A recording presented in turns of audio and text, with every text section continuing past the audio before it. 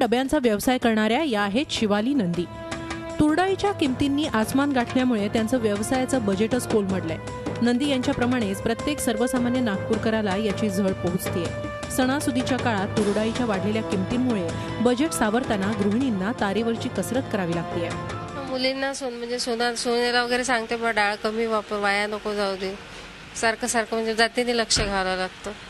10 kilo 5 kilo 15 kilo अशी घेऊन जातं। टिफिनचे भाव देत नाही कोणी, त्याच्यामुळे आम्हाला खूप दुसरे डाळ आम्ही वापरत नाही, चांगलंच नाही वाटत। तुरीच्या या त्रासाला फक्त सर्वसामान्य जनताच नाही तर तुरडाळ व्यापारीही त्रासले आहेत। नागपुरातील तुरीच्या डाळीचे मोठे व्यापारी असलेले ज्ञानेश्वर रक्षक यांची तुरडाळीची महिन्याची विक्री 100 पोत्यांवरून 25 पोत्यांवर आली आहे। मोठे व्यापारी साठेबाजी करत असल्याचा त्यांचा आरोप आहे। एवढंच नाही तर तुरडाळीनं एवढा मोठा भाव गाठल्यानं त्यात भेसळी होत असल्याची शंका त्यांना आहे।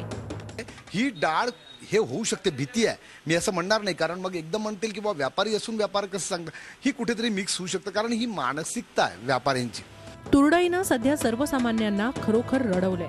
विघ्नहर्त्याचा उत्सव अवघ्या 2 दिवसांवर आलाय, त्यामुळे आता राज्यावर आलेलं महागाईचं हे विघ्न दूर व्हावं यासाठी त्या विघ्नहर्त्याला साकडं घालण्याची वेळ आली आहे। अखिलेश हळवेसह bureau report, Zee media, Nagpur. Zee 24 तास रहा एक पाऊल पुढे।